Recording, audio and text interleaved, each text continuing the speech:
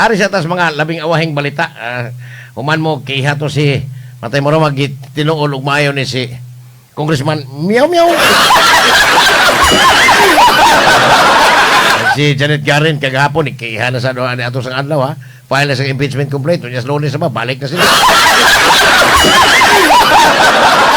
Balik na sila. Unya iya lang yan sang gipailan og kuan ko no, kanana ang bastos ko no nga congressman si Kiko Barsaga. Congressman Meow Meow. Kani politika gyapon political game gyapon ni dito ubos may balawran ng kagapon pinagi sa Justice Committee. Si kagapon atol sa katapusan na nilang hearing to sa mini trial sa Committee on Justice kabahin ni sa impeachment complaint batok ni Vice President Sara Duterte.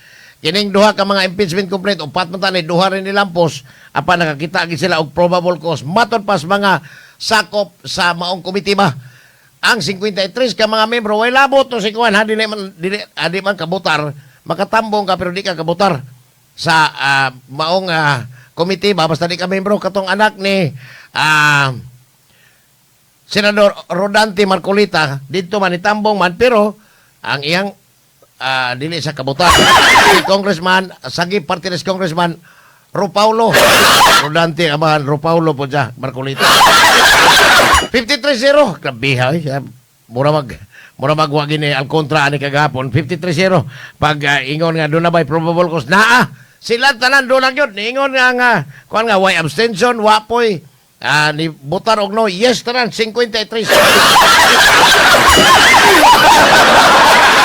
Diha ito si Rods Rodriguez ang One Rider Party List Congressman ingon nga lugang patag usa ka adlaw nga hearing pertagaan ato higayon ang Vice Presidente kabasing motambong pero matod pa ni Chairman Jerwel Luistro ingon siya nga di man pwede kay kaupat naman nato sa tao nga karon lang kaupat na tawag base sa ilahang committee secretary pero wa man motubag instead ang Vice Presidente ni tambong kuno og exhibit dito sa Laguna. Nagsige kuno tingsi ang Vice Presidente sa ilahang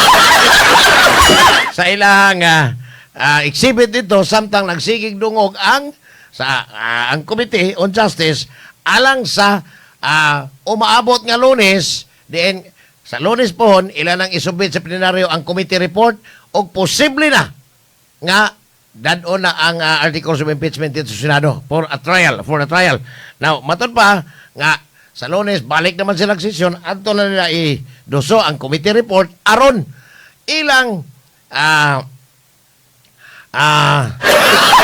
ilang pabutuhan nga nagkinahanglan naman na sila 1/3 sa 318 ka mga kongresista 106 ra ang gikinahanglang mupabor ni aron mahingpit na ang pagpada sa articles of impeachment dito Senado sa impeachment court murag Sara murag kuratan kagahapon sumpay na ini ang kanhi opisyal ni Digong ngiga nito wala si Attorney Melvin Matibag karon mao na may NBI director murag ibalitok maning kanahan Pagit sa motubag sa mga reporter pero dito sa dito sa Committee on Justice iyang giingon nga doon sila lead ang NBI kuno doon lead sa mga gikontak nga mga assassins ni Vice President Sara aron ipapatay si Banga si Tambalos no og si Liza Aranita Marcos wa na yun ang sumpay kinsa ni kay matod pa confidential ni samtang ang katong green box katong karton ba nga gisudlan sa giingong BIR report kabahin sa ITR or income tax return ni Vice President Sara o sa iyang banang si Manzana Scarpio Manzana ra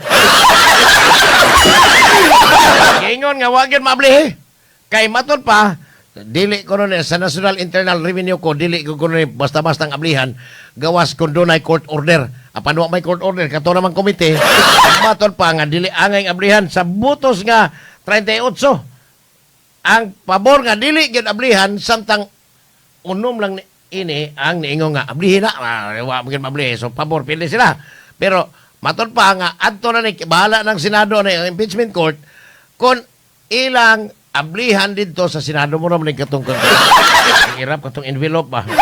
Ang Clarissa Ocampo murag nindot sa niya. Ato ni debatihan ito mas ginawa niya atol sa impeachment trial ni Vice President Sara Duterte. Samtang ang ilad nga balita kagapon ang dolyar sa 61.13 karon sa 61.62. Hastang okay ha.